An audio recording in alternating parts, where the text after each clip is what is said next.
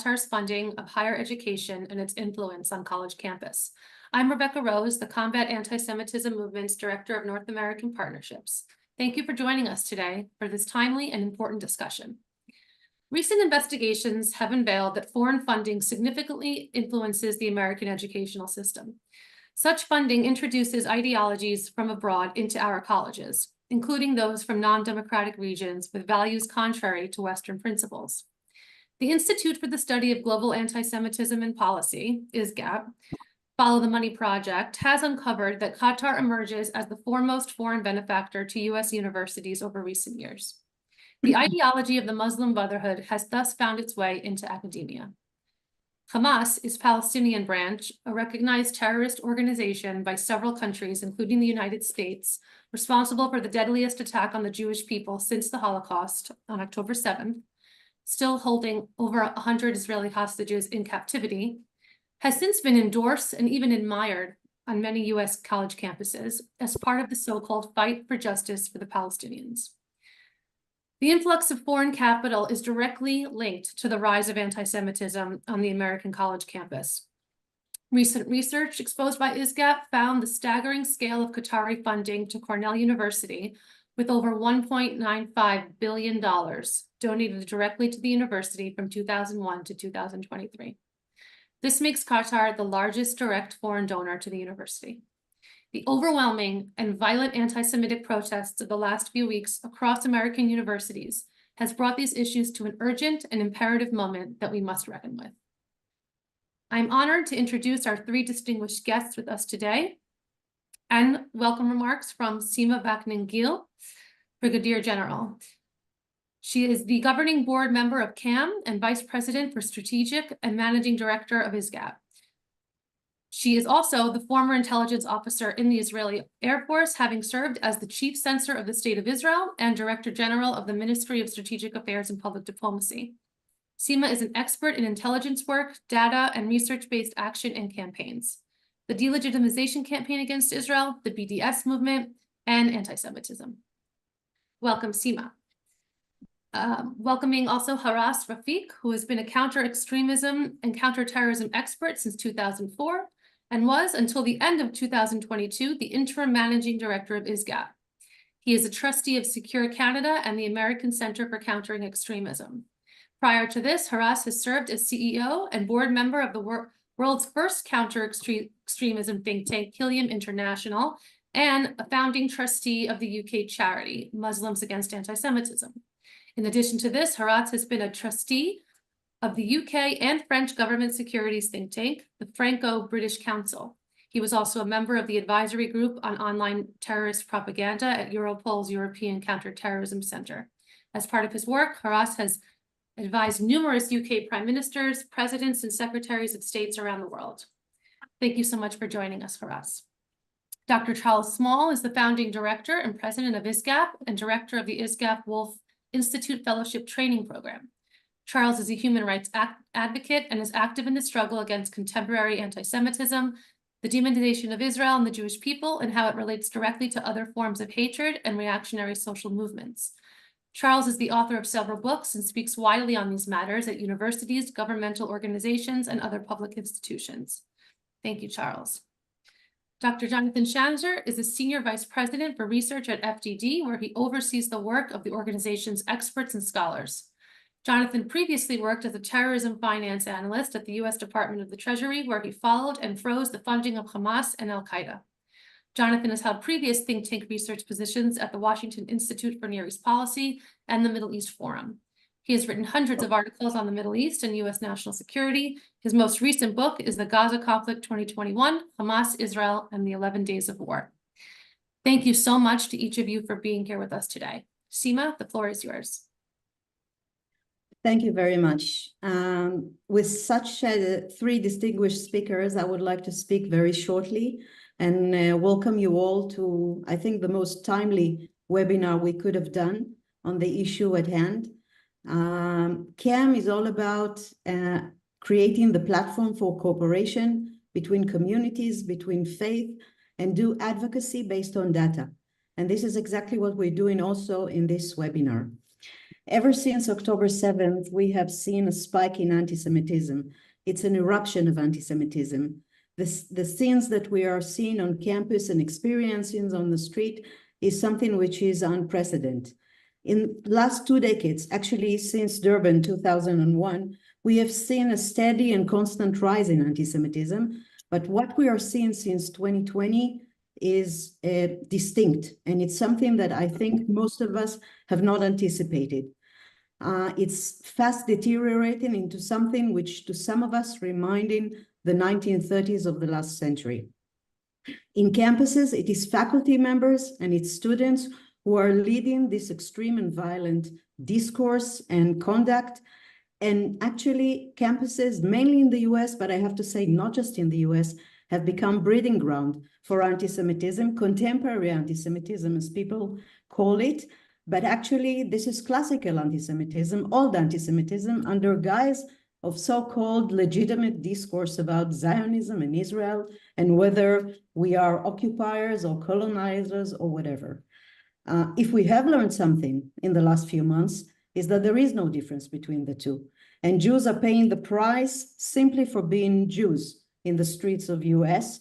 They are attacked, they are excluded, they have to hide identifying markers. And this is something none of us thought that we would see in 2024.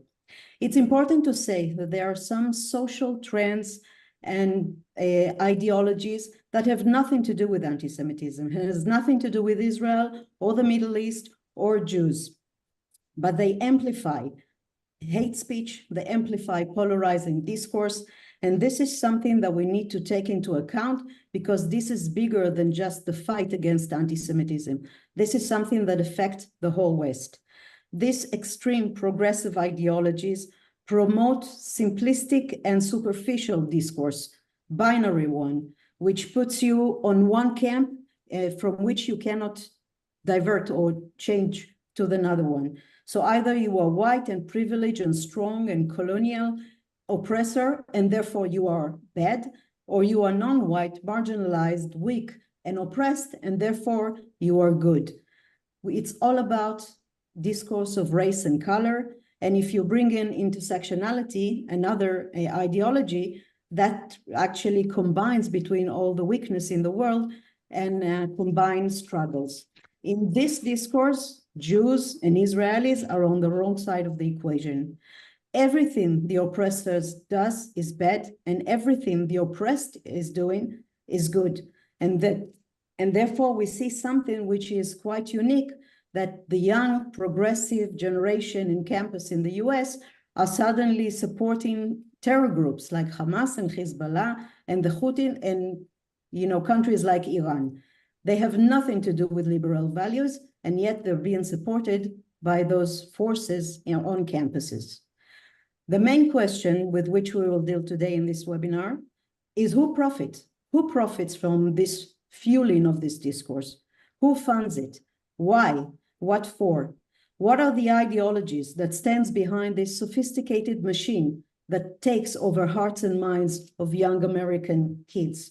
How Jewish hatred is actually used as a tool in the fight to promote ideologies that sometimes has nothing to do with Jews, but they do serve the super goal of these perpetrators. And where do the money come from?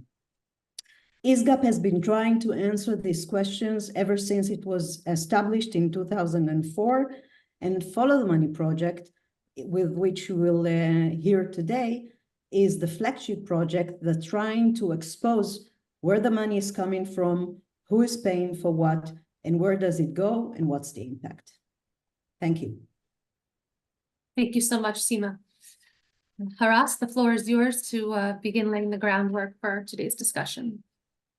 Thank you very much, Rebecca, and thank you to Combat Anti-Semitism Movement for organizing this very apt webinar and seminar, and for inviting me to come and speak at this.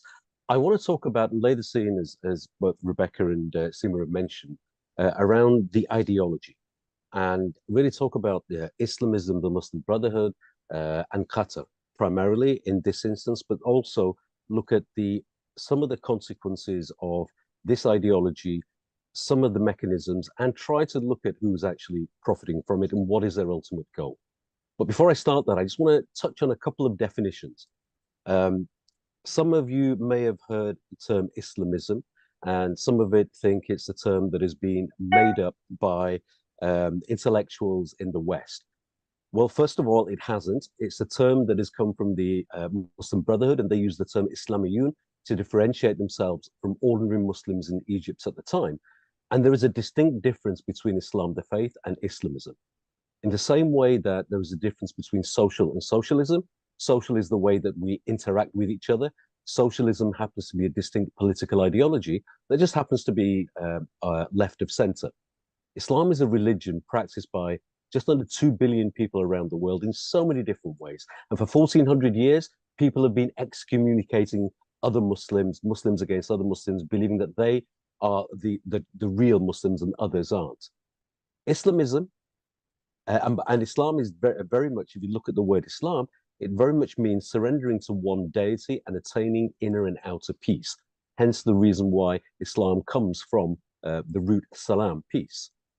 Islamism is a distinct political ideology that comes from certain interpretations from Islam, the Muslim Brotherhood being one of them, the Jamaat Islami from India being another one, that actually wants three things. It wants two things, and the third thing is just a tactic.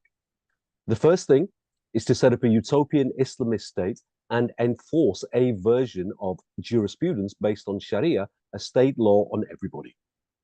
The second thing is to spread that flag, if you like, that state around the world, and they believe that they are God's gang and they're actually doing God's work. The third thing I mentioned is a tactic, and that is to wipe Israel off the map. I say it's a tactic because ultimately they feel that they can actually use a scapegoat, which happens to be the Jewish people, and Israel, the state, to actually achieve some of their tactics. And then there's another word, jihad, two words, jihad versus jihadism. Jihad has a 13, somebody called Sheikh Hisham Kabani did a really technical paper on the 13 classifications of the word jihad and what it means. And one of them was fighting. The others meant many, many different things, basing on struggles based on whatever. But jihadism is a distinct term where force or the support of violence or force or the support of violence or force is actually encouraged for the objectives of Islamism. And these are very, very important. And one can easily determine from the context of how words are being used, especially the word jihad. If somebody's standing in a protest waving a black flag of ISIS or Al-Qaeda or Hizb ut-Tahrir or somebody else or of Hezbollah and saying death to Jews and let's make jihad, that clearly means that they are talking about jihadism and not the inner moral struggle, which is supposedly the best jihad, according to hadiths, the saying of the Prophet Muhammad, peace be upon him, that every human being, never mind Muslims, are supposed to do on a daily basis. So this terminology is very, very important, and I urge people to use the word Islamism because it's important. Because some people will say that what we're seeing right now from the Muslim Brotherhood, Jamaat Islami, and their offshoots like Hamas has got nothing to do with Islam, and others are saying it's all Islam. The reality is that they're both wrong, that it has something to do with Islam, and the certain interpretation that I talked about Islamism, coming in this instance, from what we're seeing right now from the Muslim Brotherhood, but also from Jamaat Islami as well, and their offshoots, coupled with a theology that justifies violence. If we don't use it, we see populism and we see people inaccurately defining things. So now I want to talk about Hamas. Hamas said in their chapter, in their founding chapter, that they were a branch of the Muslim Brotherhood. And there's been a lot of talk rightly about what Hamas is doing in the Middle East, what Hamas-affiliated organizations, fellow travelers are doing in the United States and around the world. I put it to you that Hamas is a symptom and not the disease. If we actually just talk about, it's right, there are tactics that have to be used, and sometimes militarily, as we've seen against ISIS, Al-Qaeda, and now Hamas and other groups, but we can't actually defeat the ideology if we just look at the symptoms. So we want to know who and what Hamas is, we have to understand who and what the Muslim Brotherhood is. And what I'm going to do is just share a screen on here. And this is a screen from a report that ISGAP did looking at the Muslim Brotherhood, Hamas, and Qatar. And there are certain things on here, and I'm not going to read them all. I'm just going to allow you to have a look at them. But there are certain things there. And Al-Banna was the founder of the Muslim Brotherhood. And he said the Jews are the agents of change and westernization and responsible for the decline of the West as well as Islam. Well, guess what? He was talking about blaming the Jews. We've heard this rhetoric before and we're hearing it again. Qutb, the most senior ideologue, the intellectual ideologue of the Muslim Brotherhood, of whom Hamas is an offshoot, said an Islamic vanguard should wage a jihad, and he was talking about combative jihad. And then you'll see things about the Muslim Brotherhood saying many other things. And then, of course, then we had the contemporary incarnation of spiritual ideologues. He was never a leader, but he was certainly one of the spiritual leaders, and that was the late Yusuf al-Qaradawi, who, by the way, was given refuge in Qatar when he was kicked out of Egypt, not allowed in any other Arab countries when they turned their back on the Muslim Brotherhood. He's banned from the United Kingdom and many other Western countries as well, because he's for his support of terrorism and his anti-Semitism and homophobia and many other things as well. He said in recent times, oh God, kill them, the Jews, down to the very last one, and many, many other things as well.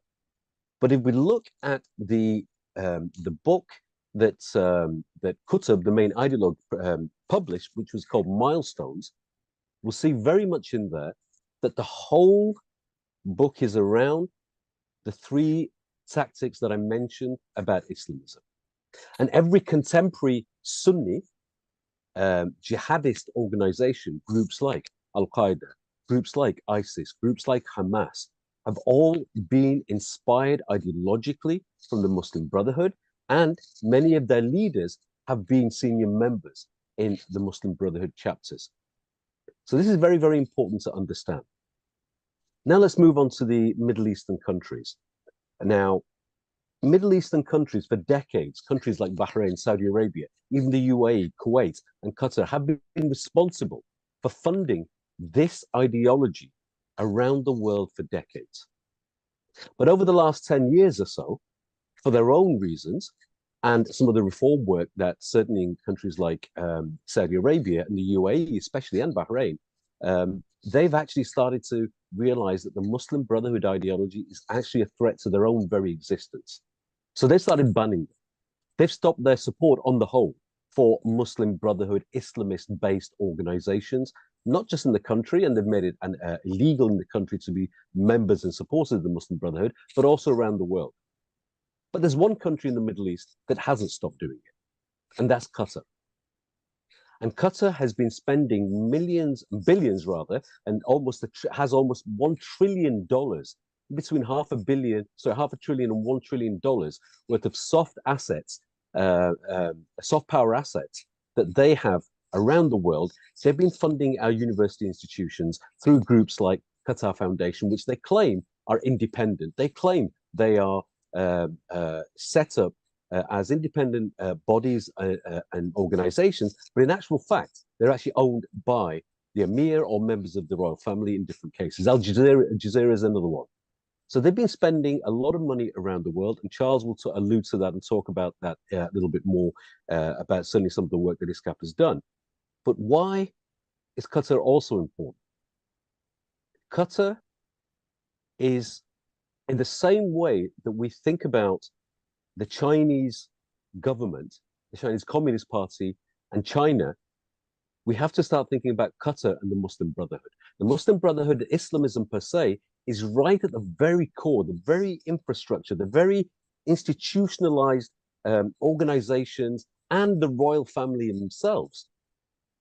And they believe that Islamism, from the Muslim Brotherhood, is what actually real Islam is. And when they're spreading this money around the world, when they're buying assets, when they're actually persuading the United States to have its military base in the region, we're actually aiding what their mission is. And I relate it back to Islamism.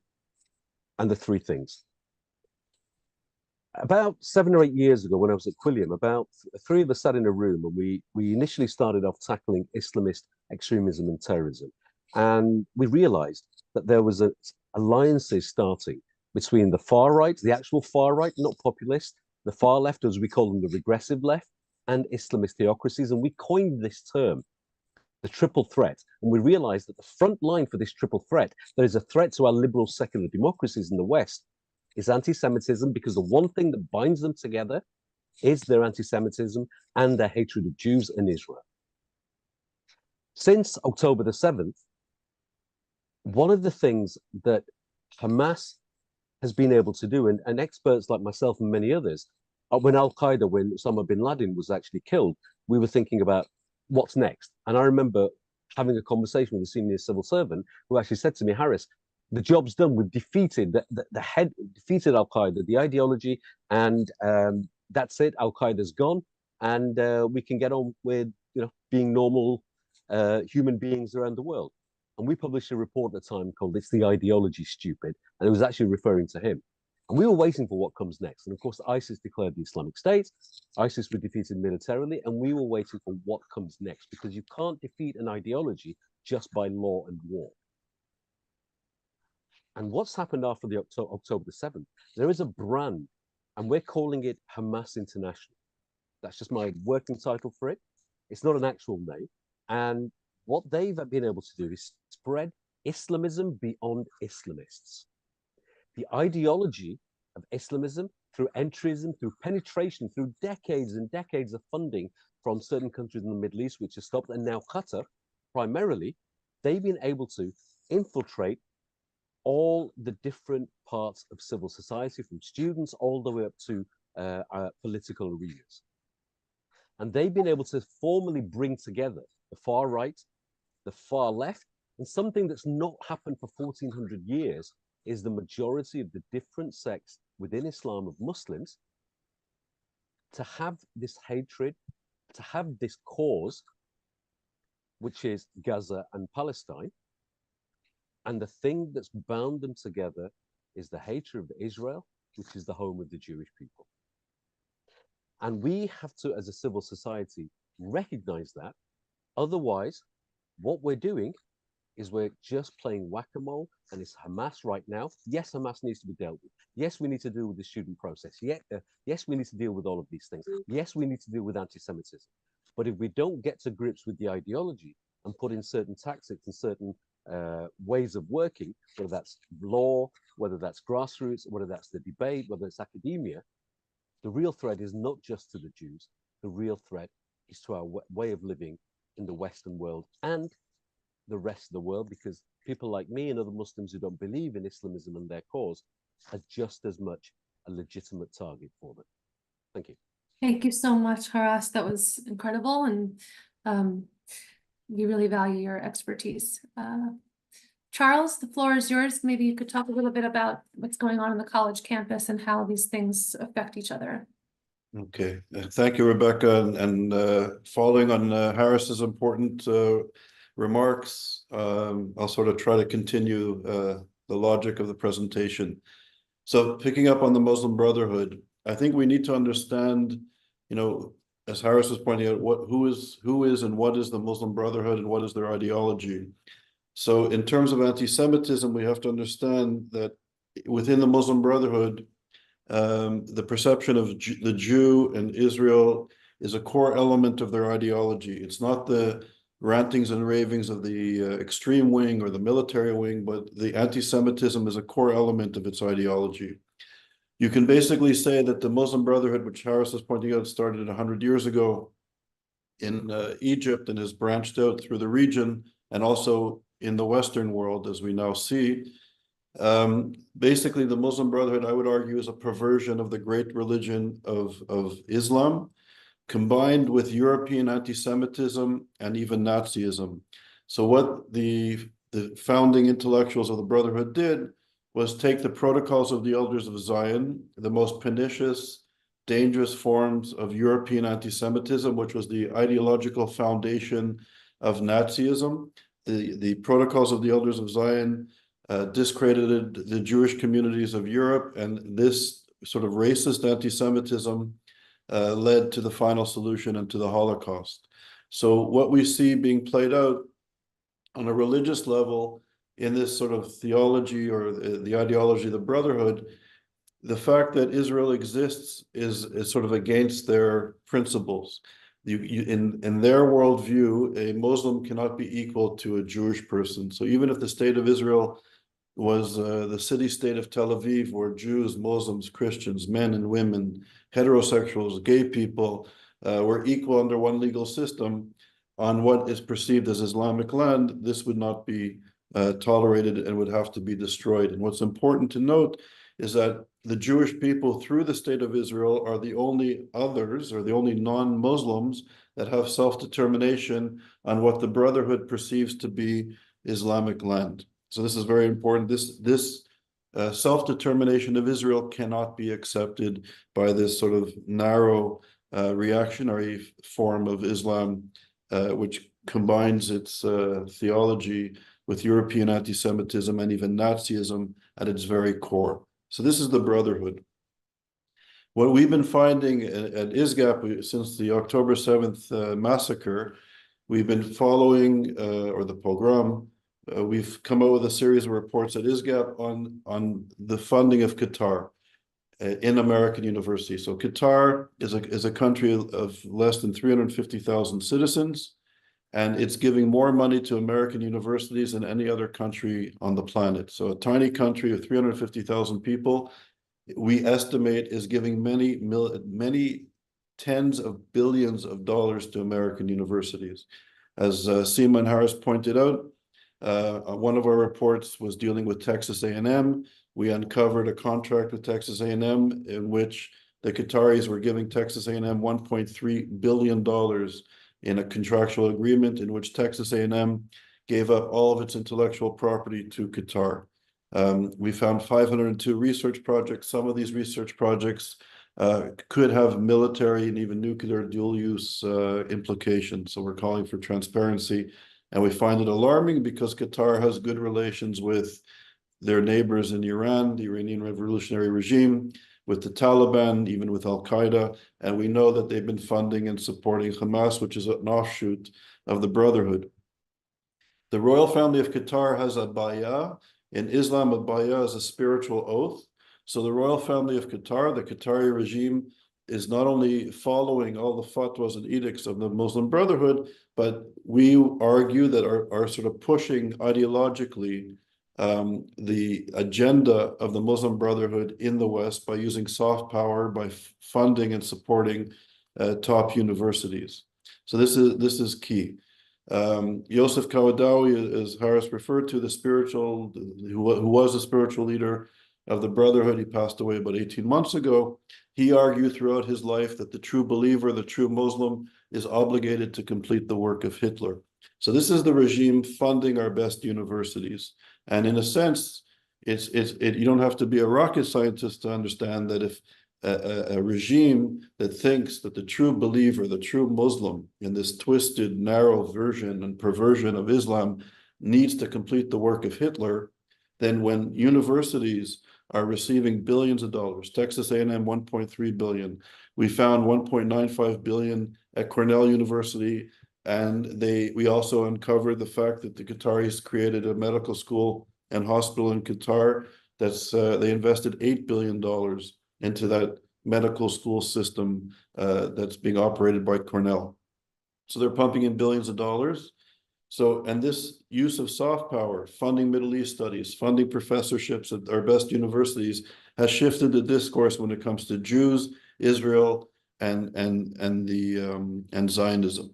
And I think what's also important to understand is that this influence has shifted the discourse. So if you step back from this complex geopolitical situation and just take a step back and think that the Jewish people were, through racist anti-Semitism, were labeled as non-white and were exterminated because the Nazis believed that the Jews were poisoning the purity of the white Aryan race and had to be eliminated. In less than 2 generations at our best universities, thanks in part to the funding of the Muslim Brotherhood to our best universities. Jews are now in the classroom at the Ivy League universities and the best universities in the world are now teaching that Jews are in fact white. And the professors, the critical race theories, and then the other people ascribed to these sort of politically correct views are not telling the Jews you're white and welcome to the club and we're sorry for what happened to you not too long ago historically. No, in fact, Jews are being perceived as white supremacists, as apartheid supporters, as colonialists, as imperialists, and now as genocidal. And this is coming from our best universities. Since October the 7th, I attended a few events at Columbia University and at NYU. And I heard some of the best doctoral students at Columbia and NYU, some of the best brilliant young scholars in the Western world, and also professors arguing that the occupation has to be resisted by all means, and that the October 7th attack was due to the fact the land was occupied. Gender studies professors, postmodern professors were arguing that all of what is Israel is occupation, and the occupation has to be resisted by all means using violence, and even the sexual brutality, the crimes against women that were committed on October the 7th were justified because the occupation morally and ethically requires resistance. Now, this is a call, a very sophisticated intellectual call, not only for the destruction of the state of Israel, but for the murdering of Jews. And they were arguing, these professors and doctoral students and gender studies professors, that the Jewish people has invited the violence upon themselves for being on the land and are responsible for the violence. And this is being articulated by some of the most brilliant leading intellectuals in the Western world, people like Judith Butler, who's a Jewish woman, who's a woman with a wonderful profession and career, which would be unacceptable in some of these nations that she's championed. She's a woman, she's gay, and she's Jewish. And she will argue and continues to argue that Hamas and Hezbollah need to be perceived as part of the progressive global left. And that she argued, even though October the 7th was very difficult for her to see, that she understood that this was part of the legitimate resistance of the Palestinian people over the occupation.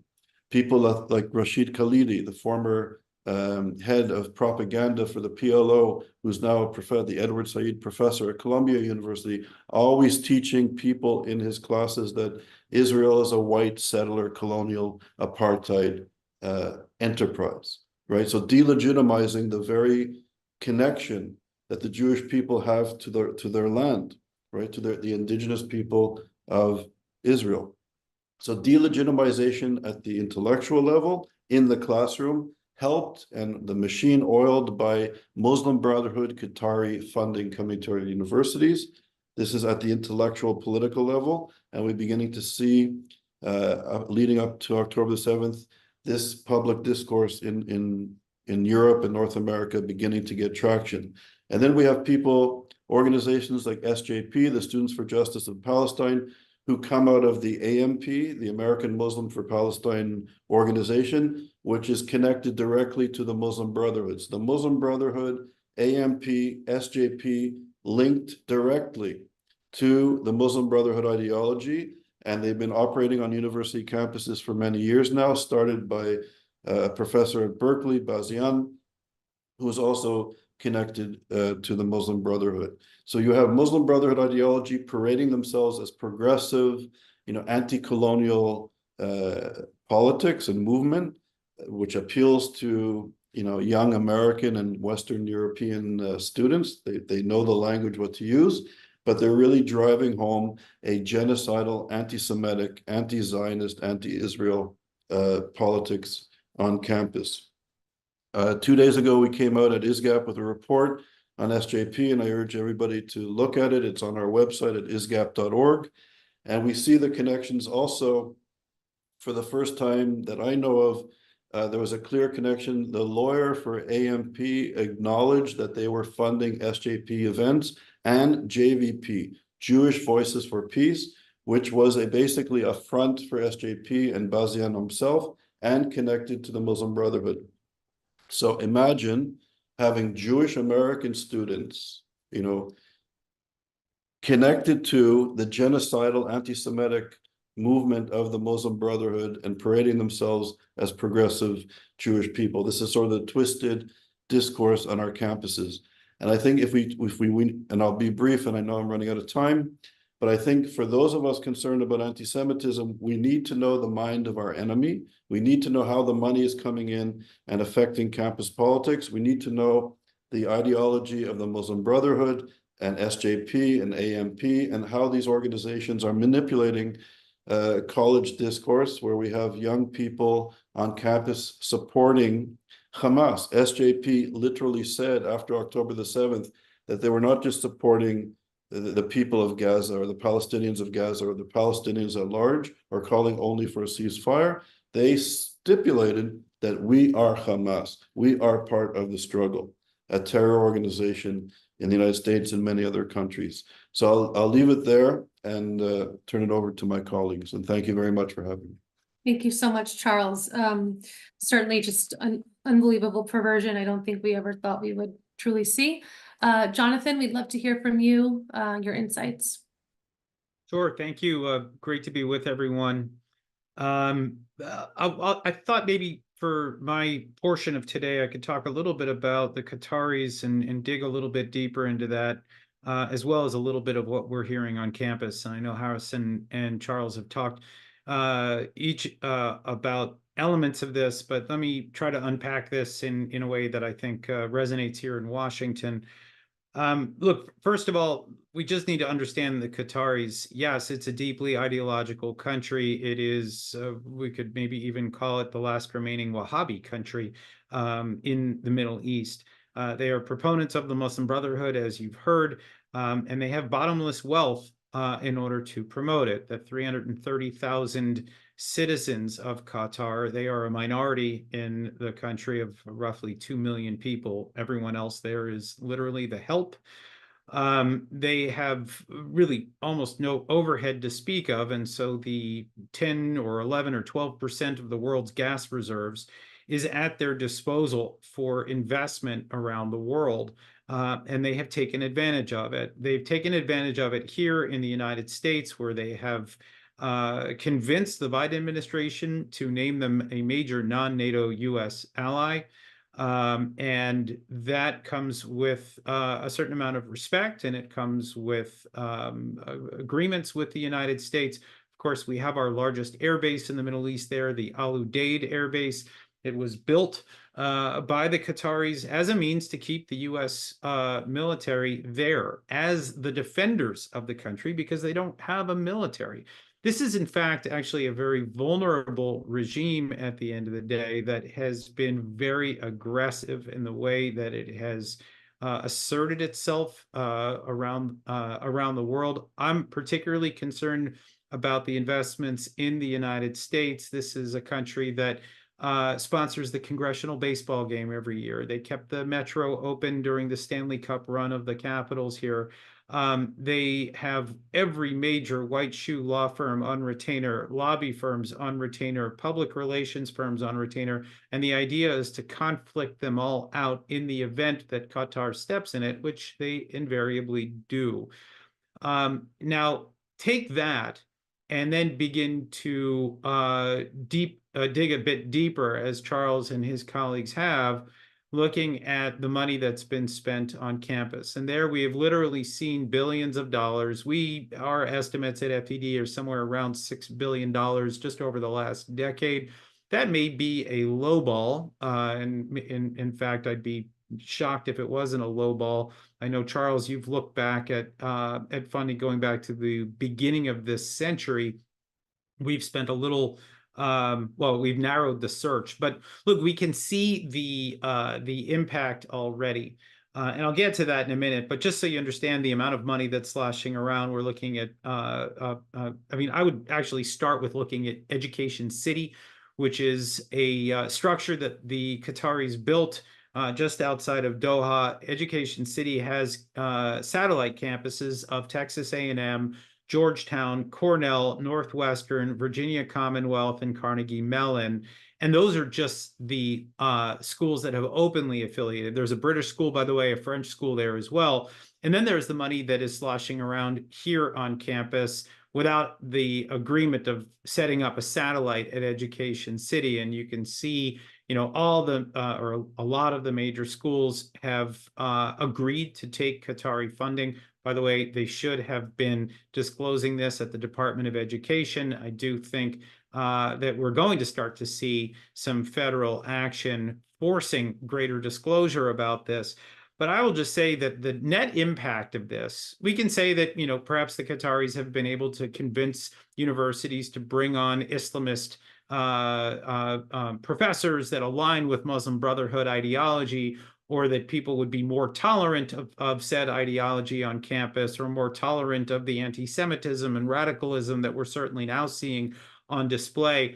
But I would also argue that these billions of dollars have made it such that the traditional sources of funding and influence on the culture of these campuses has been negated. In other words, the alumni networks that used to be so crucial to really dictating the tone of the school and to dictating the way that things were taught. In fact, in some cases, the specific things that are taught, that's gone now, because right now the average alumnus that wants to give $20,000 or $50,000 or $100,000 means nothing when you compare it to the massive amount of money that is flowing from the Qatari regime to these campuses.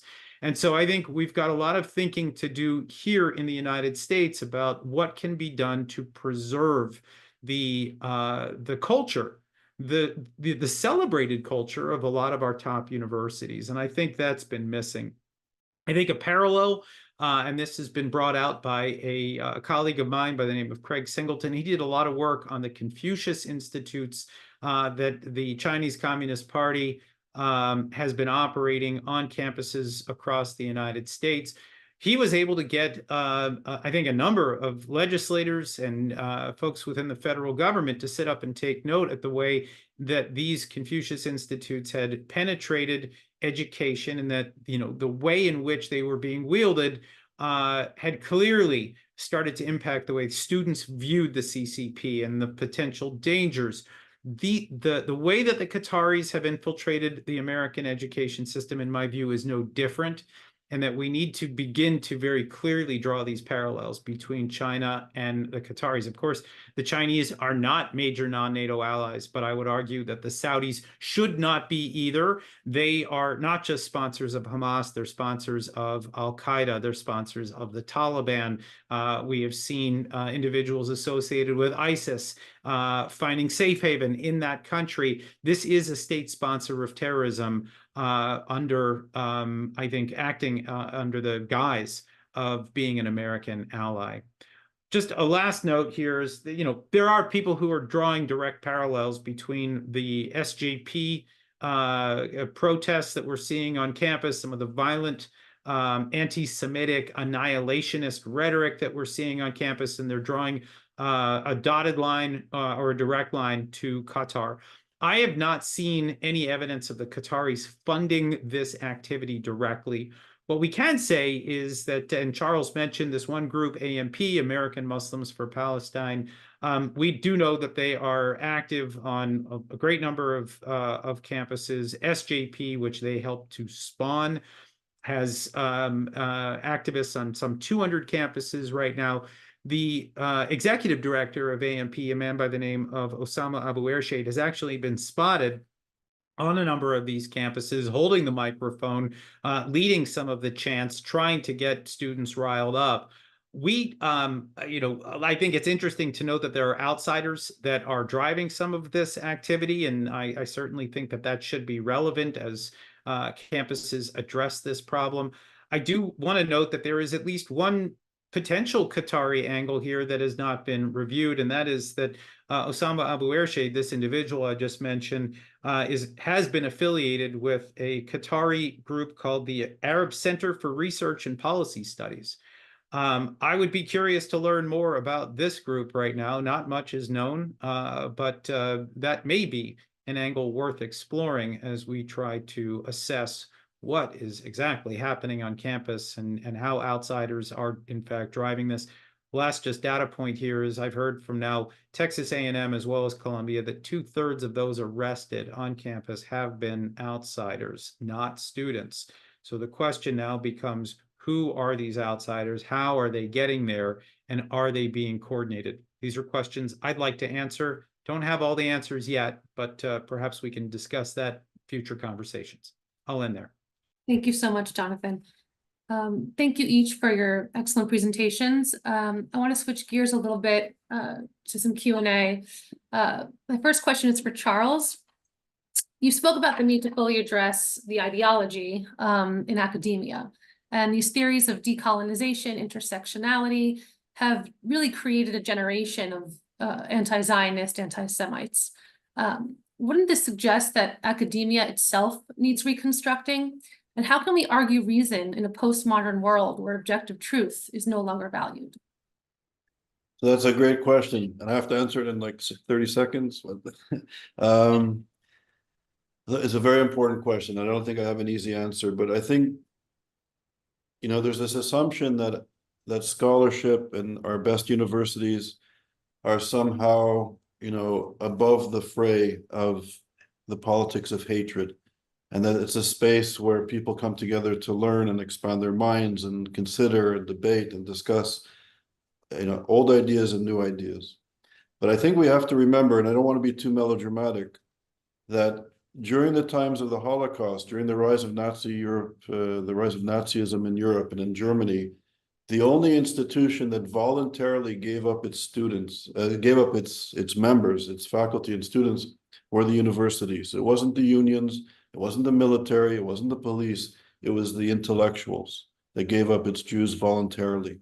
And that Nazism was based on the preeminent scholarship of the time, of a theology that ranked people in terms of racial hierarchy, you know, hard sciences, biology, eugenics. They came up with racialized theories that really were the underpinnings of Nazism and led to the Holocaust. The same with even, you know, colonialism, racial hierarchies, from Hegel to the scientists. All these issues were justified. And I think what's happening now is in academia is that there really is this moment, this intellectual moment, where scholars are at the forefront of delegitimizing, dehumanizing the Jewish people, the notion of Zionism, and the state of Israel. And it's a real crisis, it's a real intellectual crisis. And I'll just say, you know, one more note, and I can speak on this for hours.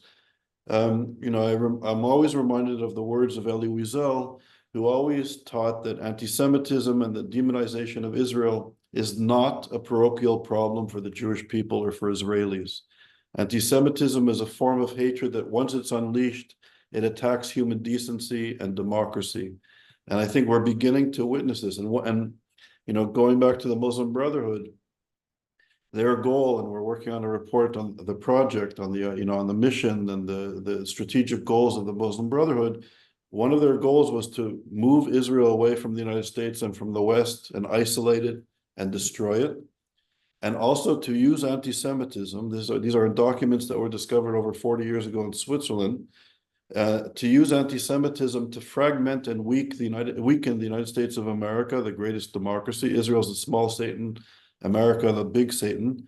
And you can see the progress that the Brotherhood has helped to initiate, that anti-Semitism is really fragmenting life on, you know, on our university campuses, at our best universities, where young Americans learn to be citizens. They learn the values of what it is to be an American citizen. And our universities are fraught with now even physical violence, never mind aggressive, you know, intellectual arguments. So this is an issue for the United States. This is, I would argue, a strategic security concern for the United States of America and all democratic countries. And we know from history, once this form of hatred, anti-Semitism, is unleashed, it knows no bounds. More than 6 million Jews were exterminated in the Holocaust. 80 million Europeans perished in the Second World War, and the entire infrastructure of Europe was decimated. This is a deadly virus of hatred that needs to be stopped, and this is not a parochial problem for the Jewish people or Israel. Thank you, Charles. Haras, a question for you. Thinking about Qatar and their role in the Israel-Hamas war, how has that changed the way that they are perceived geopolitically in the West? So I remember a meeting I had just after October the 7th.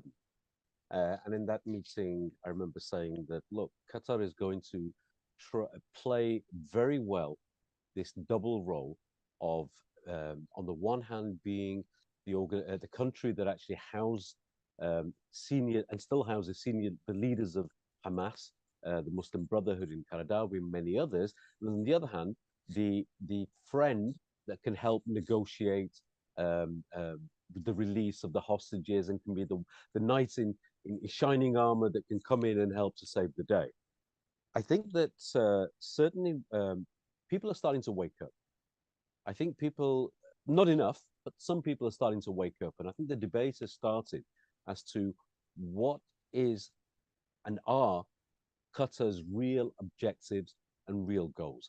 How are they actually sponsoring the Muslim Brotherhood, Islamism per se? Look, they also housed Al-Qaeda, they also housed the Taliban, many other jihadist organizations, terrorist organizations, when other countries didn't want them. And I think that we, as a civil society, have to get to grips with the money they're putting in, but also the political influence.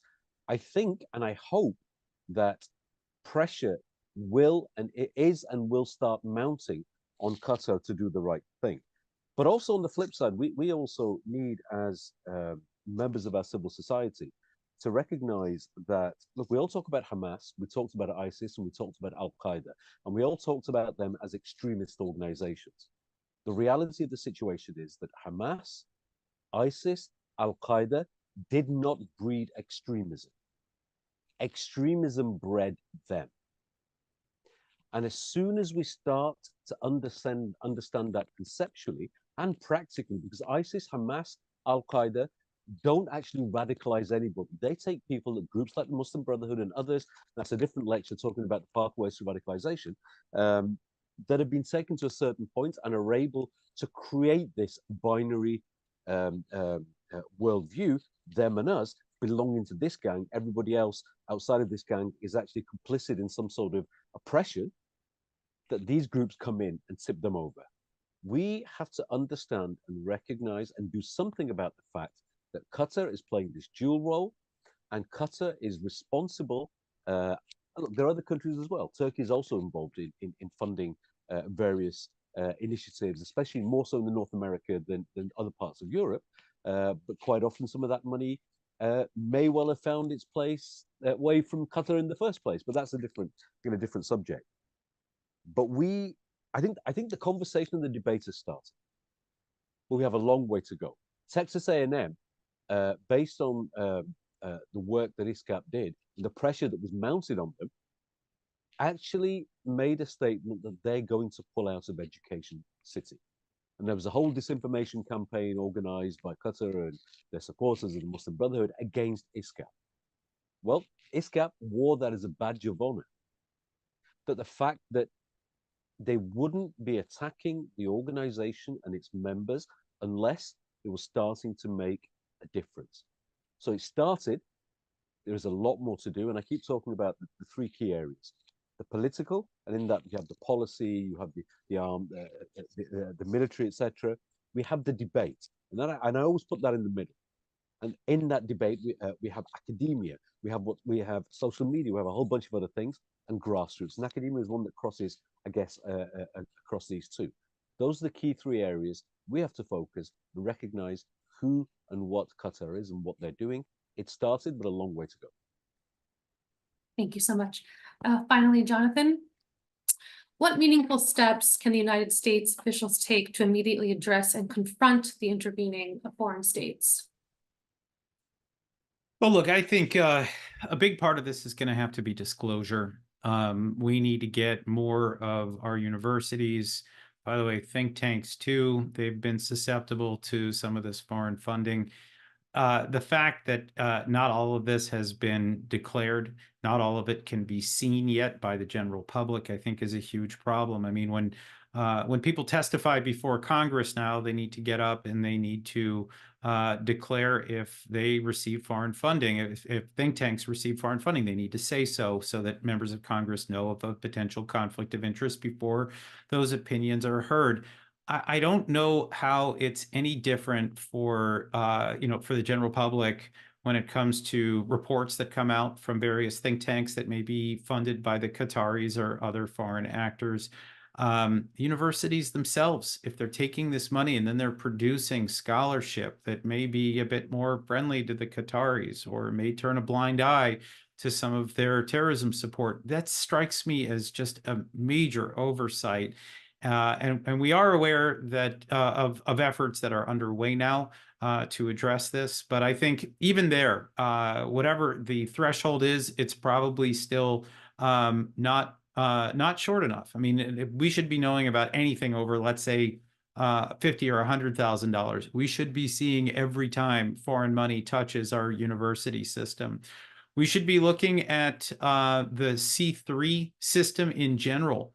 When we look at foreign money that comes through either directly or by way of intermediary, there are organizations out there with pasts. We talked today a bit about AMP, how an organization that was previously associated with several Hamas charities in the United States, how it can continue to enjoy the public trust through C3 deductions, tax deductible deductions, is shocking to me. I'm not sure I have all of the answers here, but I do think that the federal government has some serious questions that need to be answered. And I think, unfortunately, they're just starting to get smart on this right now. So we'll have to wait and see. Thank you so much. I believe we probably could talk for a very long time. There's so much to cover here, but I greatly appreciate the time that each of you took and for your excellent presentations and this deeply important work. Today's discussion, Follow the Money, an examination of Qatar's funding of higher education and its influence, was initially planned a few months ago, weeks before the violent protests across America's universities. It is a stark reminder today to those of us who care about the values of democracy that this work is so vital. Thank you again to each of you for being with us, and thank you for joining. Goodbye.